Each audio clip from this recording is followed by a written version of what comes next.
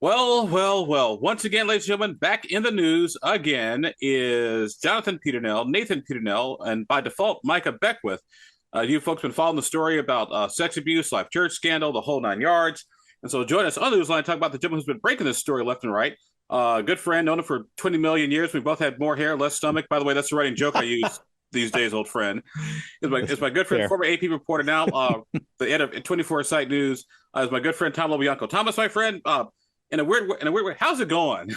Hate to ask you that You- question, but it's we are both in the truth and accuracy business. I will tell you the less hair and a little more belly is unfortunately that is correct. But everything else is great. no worries. Well, before we start on your latest installment, give our audience, if you could, just sort of the 20,000 foot view of how we got here. Then we'll get into the actual the third installment of your story. Yeah, for sure. So, little backstory on for folks just catch up. Life Church, of course, is Indiana Lieutenant Governor Micah Beckwith's church. He is the lead pastor of one of its four campuses, the Noblesville campus. He is employed by a man named Nathan Peternell, who is the lead pastor of the church, also a friend and advisor. They basically ran his campaign for lieutenant governor out of there. And on October 23rd, which is when I've started investigating this, is his Nathan Peternell's son, Jonathan Peternell, was arrested on four felony counts related to police had discovered more than 200 sex videos of child sexual abuse material, really gruesome stuff. And they also discovered on Jonathan's phone more than 50 videos of his parents, Nathan Peternell and Christina Peternell, either naked or having sex. And that kind of tipped off this whole thing. And, I've been covering this at 24 site since then. I've been at the trial at the court hearings. There was no trial, but the court hearings in Anderson, all of them. Uh, Jonathan himself he pled guilty and then ended up being sentenced to 6 years, four in prison and two on probation and having a lifetime sex offender registry. Um, but and a lot of focus all really has been on Nathan himself, Nathan Peternell himself, his conduct, as I've reported at 24 Site that there is people have come forward with stories about Nathan Peternell demanding that teenagers in his youth groups inside the church talk with him about sex, about the types of sex that they were having, um, intimate graphic detail about what's going on. So not the base. I would know not the basic stuff. Not hey, wait until you're married, right? Kind of the basics. All right, this is what the Bible says. That's all the basic stuff, and that's all normal. Going beyond that in ways that clearly made them uncomfortable. And as one former youth group member told me, she actually said that as she's older now and has teens of her own, she looks back on it and says that she called it grooming.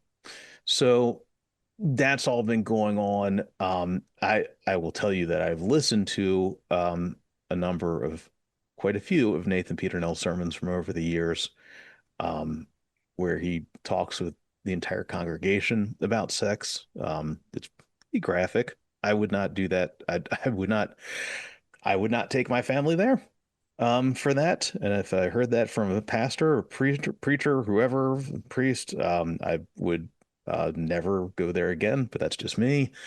Um, so that's kind of the backstory on all of this. And throughout all of this, Micah Beckwith, Lieutenant Governor, staying there, uh, but also saying, he's sticking by Nathan, he's supporting him, blaming Jonathan Peternell, clearly for this crime, this horrible crime that happened, um, which has been adjudicated, but also refusing to answer questions. And this has been a real big theme for both Micah Beckwith, Nathan Peternell, broadly, and it's a big reason why it's three pastors have left from the church now, and and a lot of families have been leaving the church. A pretty steady stream of families actually, because they aren't able to get clear answers about what's been going on. So yeah, it's been a really stunning scandal inside this. It's funny. It's not a mega church with like tens of thousands of people, but it's a powerful church because it's plugged right into the lieutenant governor's office. And as we note, one heart attack or whatever could easily install Beckwith as the governor of the entire state. Our guest in the program today is our good friend Tom LoBianco. Tom writes for 24 Site News. You can check it out. All his work, not just the work involving the Life Church scandal, which the lieutenant governor is tied to. So definitely check it out. So Tom, let's start with the latest Hmm. in installment part three. What did you find? What did you discover? Yeah, for sure. So the third pastor has left the church this past Sunday. His name is Derek Lopez. I will tell you that this guy revered widely by the current and former congregants I spoke to, spoke very highly of him. So a lot of people were sad to see him leave. He was the head of the Fishers campus of the Life Church. Um, the interim lead pastor. So Nathan Peternell, after an investigation by the Assemblies of God, the Pentecostal Assemblies of God, the local office, decided that he needed to go into a rehab, into what they call a restorative process. Basically, it's therapy for conduct that's unbecoming of a ordained pastor. And so he entered that rehab on March 1st. They announced it on February 20th. They started on March 1st. Um, and Mike Melito, who is his brother-in-law, it's married to his sister, Danya Peternell, kind of took over as the interim lead pastor. Well, in the middle of all this, so a couple weeks ago, actually about a week ago now, um, the body cam footage from the search of the Peternell home was published. And Jesse Weber on YouTube. He's a News Nation cable host, worked a lot with Dan Abrams, Law and Crime Network. So they published that, and it's the last I saw, it had like 1 million views on it. Um, I was one of it's them. yes, I'm probably five of them, Yeah. at least. It's stunning, really. It's pretty shocking, I thought, at least. And among other things, what's important is how much it reveals how much that Nathan Peternell and Christina Peternell knew about what their son was being investigated for. And this is what made a lot of people angry inside the church, but continued to bring him to the church and around children. That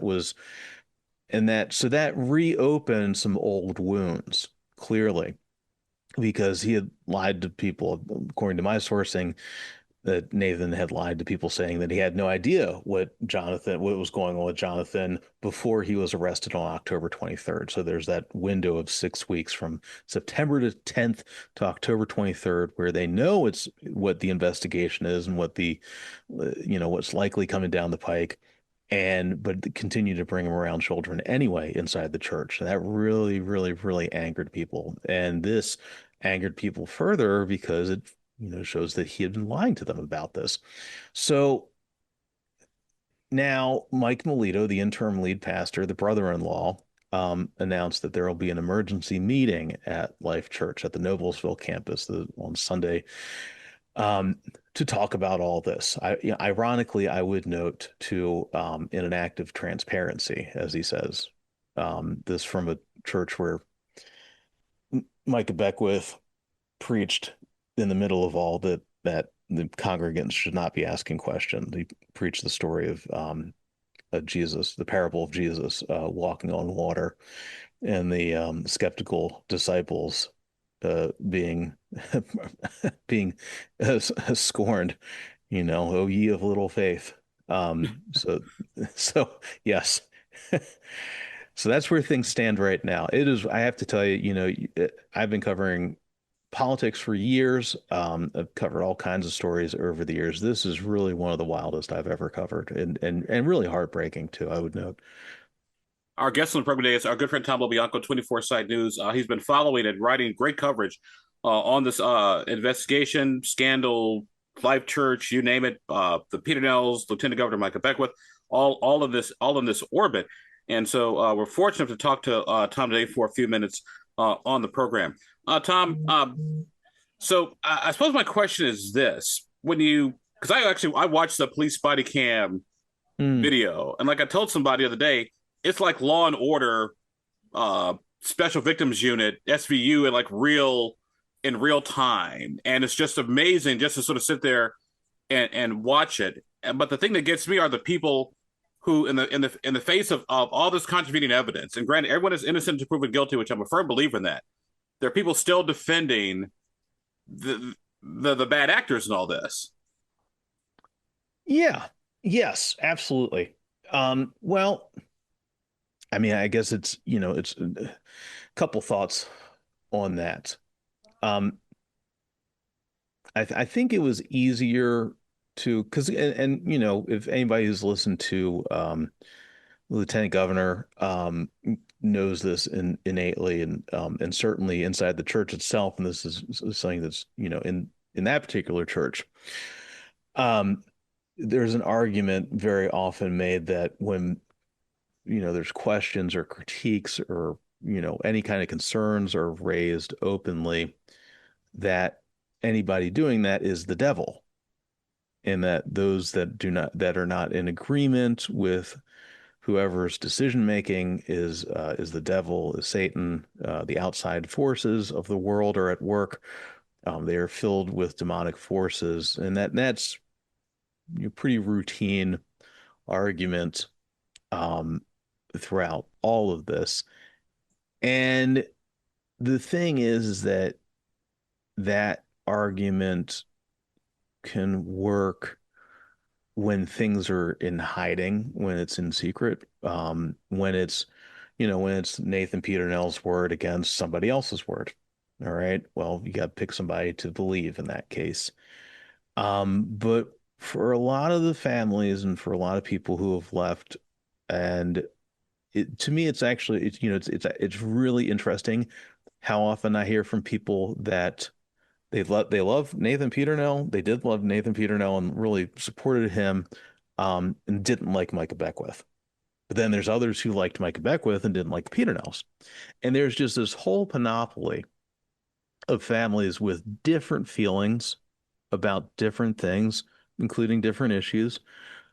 But the kind of the through line of it is just an incredible frustration with the lies from Nathan. And it seems from Christina Peternell as well. Uh, uh, since I've been covering this since with the arrest was October 23rd, um, I I was really interested to watch the police interview of Christina Peternell. There's a really interesting clip in there, and you can tell the police are trying to, get information from them, trying to understand what's going on. And there's a lady officer there who asked Christina. So they separate the Nathan, Christina, and Jonathan, and they're talking with them while the search of the home is being conducted. So the woman officer who is speaking with Christina Peternell brings up casually, says, hey, I heard that there was something that happened with the police and Jonathan in high school. Well, what was that? And Christina Peternell says, oh, that was a misunderstanding. And the woman cop is like, oh, well, okay, what was the misunderstanding? What happened? And she said, and then Christina Peternell says, I don't know. And the woman cop says, oh, well, oh, Nathan handled that. Okay. And Chrissy Peternell says, no, I handled it. And the woman cop says, oh, well, what was the misunderstanding that you handled? And she says that they found nude photos on Jonathan's school laptop, and that was referred by the school to the police. And that was the first time I'd heard about that one. I was actually pretty shocked. I've heard about a lot of them. Things I will note, I will not repeat here because I haven't confirmed things. I think part of the power of the body cam footage is that it's not secondhand from other people. It's not, you can't brush it off as, oh, this It's people just like, firsthand and in real yes, time. exactly. Yes. And it gets to the Powerful. old phrase, "You're going to believe me or your lying eyes." Exactly. Yeah. Um, uh, wow. Tom LoBianco, our guest on the program today. Tom is a longtime friend, political reporter. He's worked for the Right for the AP here in Indianapolis, now writes for 24 Site News. He's been covering, doing yeoman's work on this Thank you. whole Micah Beckwith, Jonathan Peternell, Nathan Peternell, Life Church, sex, child abuse, child sex abuse scandal. Uh, Tom, let me ask you this. Mm. Switching gears to the political ramifications of all this here, because obviously Mm. we're in politics and has political. I mean, as bad as these facts are, it's a great political Right. story. You got lieutenant governors, you got the whole 9 yards here. Uh, what are the political implications of this for the lieutenant governor, or have there been any yet? Well, it's hard for him in particular because, you know, as before becoming lieutenant governor, as one of the top pastors at this church, as a member of the Southeastern Hamilton County Library Board, in his run for lieutenant governor inside the lieutenant governor's office, he has made a very big deal out of campaigning against what he calls groomers. He believes is groomers campaigning against LGBTQ plus community.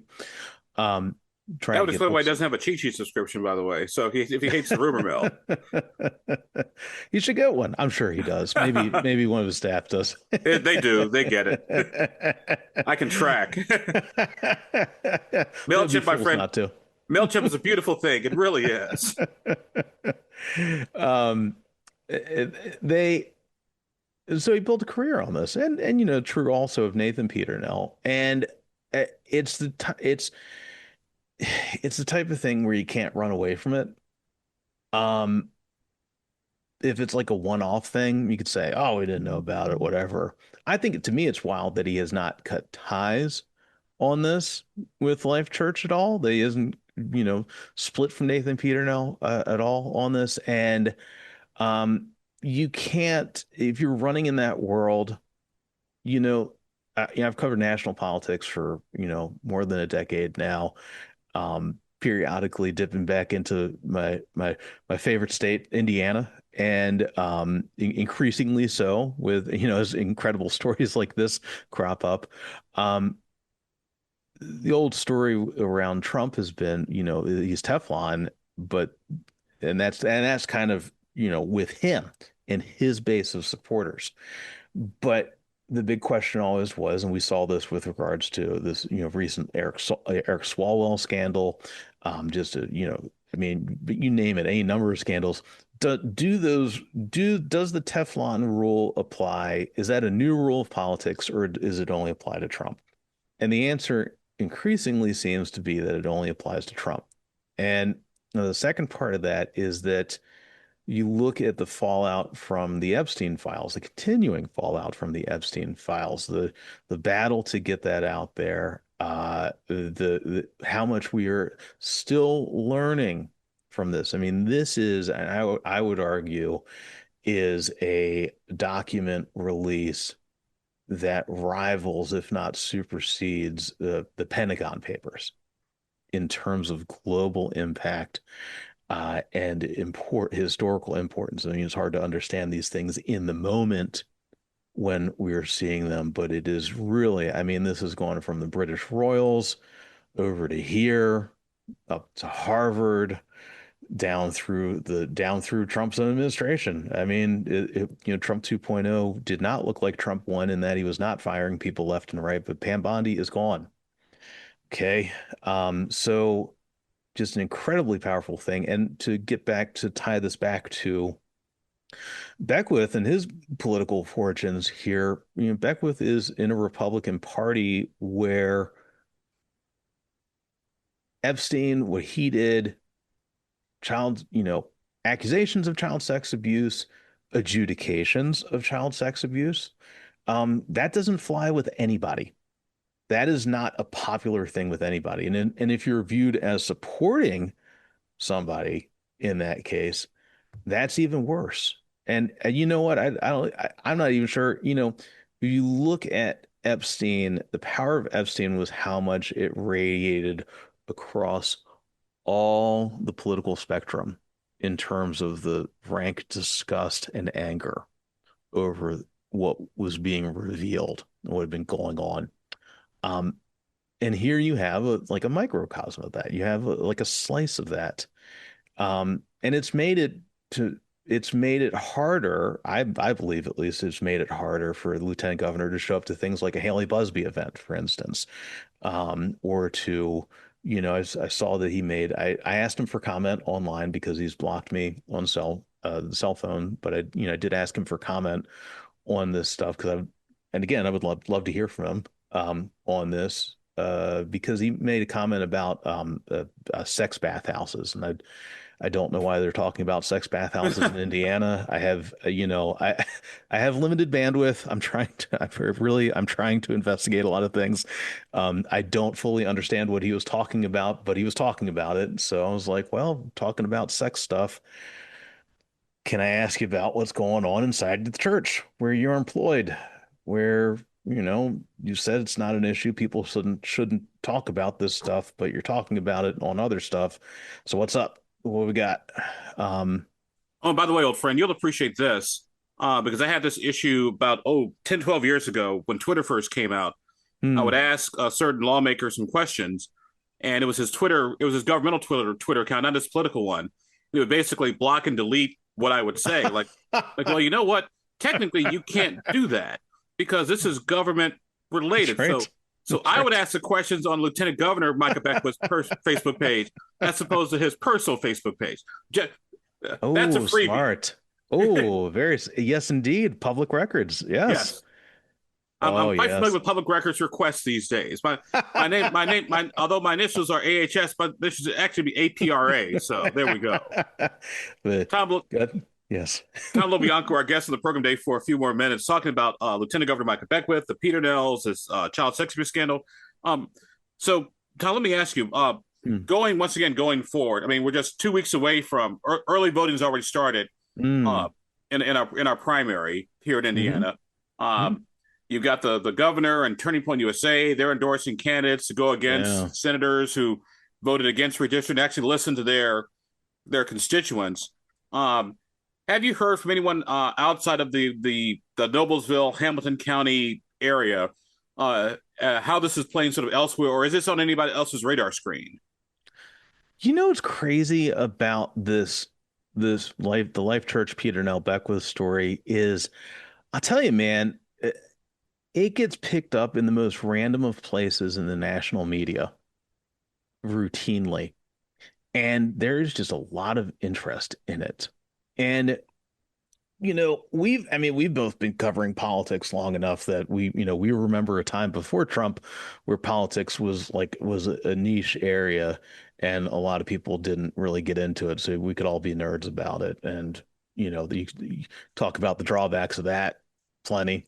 Then comes the Trump era, and all of a sudden everybody's a political expert, which, I would be happy to talk about the drawbacks of that. Yeah, just like everybody's Um, an expert on COVID-19 or everybody's an expert on property taxes. I'll tell you this: social media, my friend, has made more experts in law, government, and medicine than any other place. What did I spend $100,000 for going to St. Louis University when I could have just gone to Facebook Law School? I'm an AI expert. Give me $100 billion now before it implodes. Um, so, it's amazing to me how much this has resonated, and it really is a big story.